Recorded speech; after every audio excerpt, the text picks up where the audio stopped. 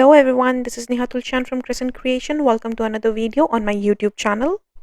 Today I have created the spinner card using some new and old products from Fawn. I have also added this to the current Lawn Fanatics Challenge birthday, but you can use this card for pretty much any occasion. And this here is my color inspiration for this card. I searched for spring color combos on Pinterest and this is what I liked. So I used these color combos for creating this card. Starting with stamping the images from Elfie Selfie stamp set and Elfie Selfie Flip Flop stamp set from Fawn. If you do not know, Flip Flop stamp sets are mirror images from past stamps that Fawn newly released this month. They picked some images from popular stamp sets and they created a mirror image of those images so that we can use them creatively. And the first thing that comes to my mind when I see mirror images is spinner cards. So here I'm inking up both the elephant images using Fawn jet black ink on accent opaque 80 pound cardstock. And I'm also stamping the cake image here from the Elfie Selfie stamp set, which I ended up not using. But instead I colored a balloon image from the same Elfie Selfie stamp set that I'll show you later in the video. Now I'm coloring my elephant in purple color. I'm using some V markers. I'm using V09 as my darkest marker and adding shadows wherever needed. Then I'll use V06 Copic marker and blend that V09 and just pull the color inside a little more. Then I'll bring V04 Copic marker and blend the V06.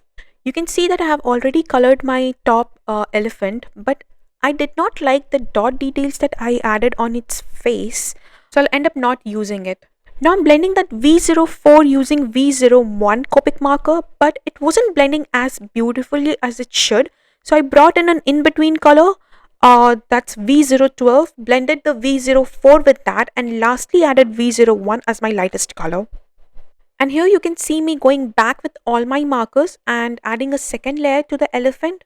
This just makes the color blend better and helps to get a more smoother look.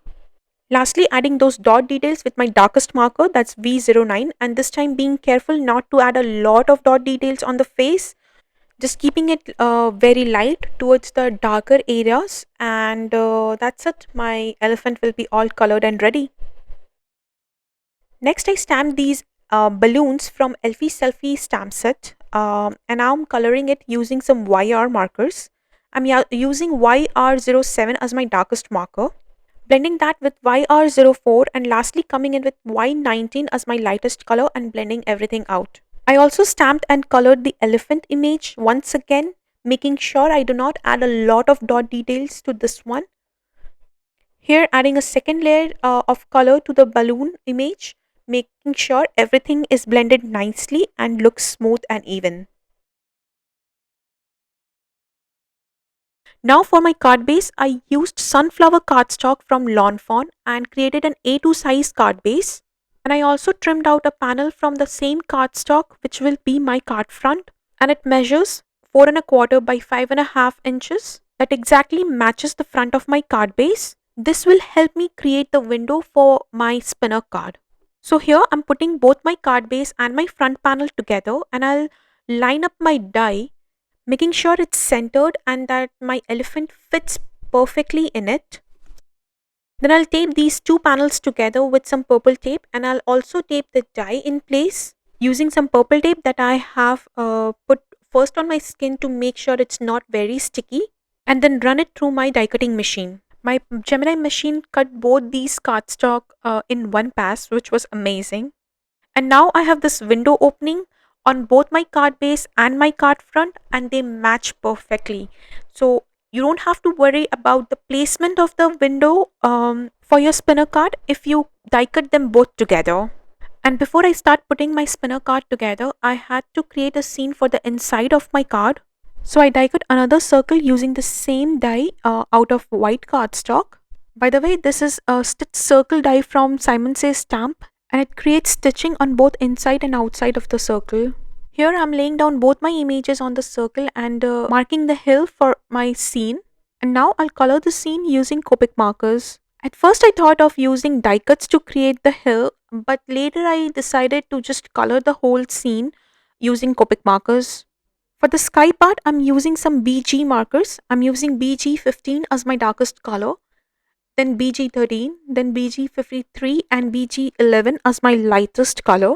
I did not put a lot of effort in blending these four colors together. I liked the uneven look of it for the sky. For the hill, I'm using some YG markers. I laid down my YG01 marker all over as my lightest color. Added YG03 to the top part of the hill. Then brought in YG06 and added some grass details using flicking motion all over the hill.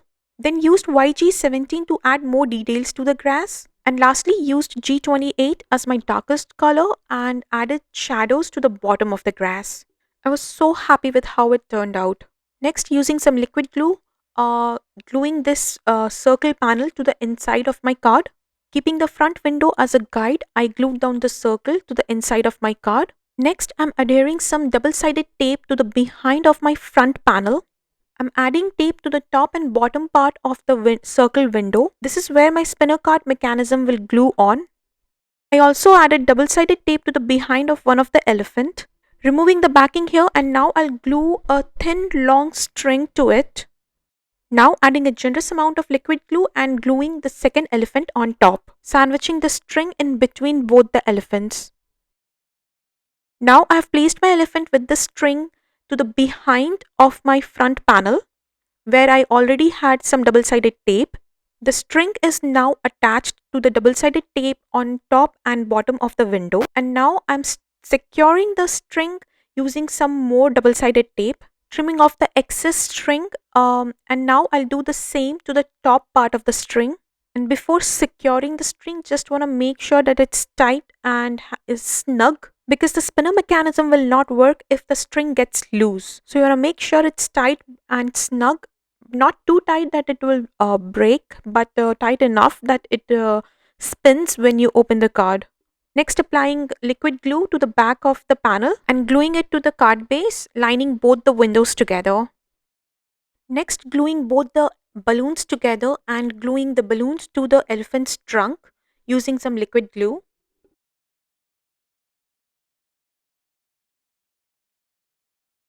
Next, I die cut two clouds using Puffy cloud die from Lawn Fawn, and I'm gluing the clouds to the inside of the card, making sure that the clouds are seen through the window. The card was almost done, but to me the card was not looking complete. So I brought in this outline heart stamp from the Elfie Selfie stamp set and stamped it all over my front panel using Altenew ink in maple yellow color.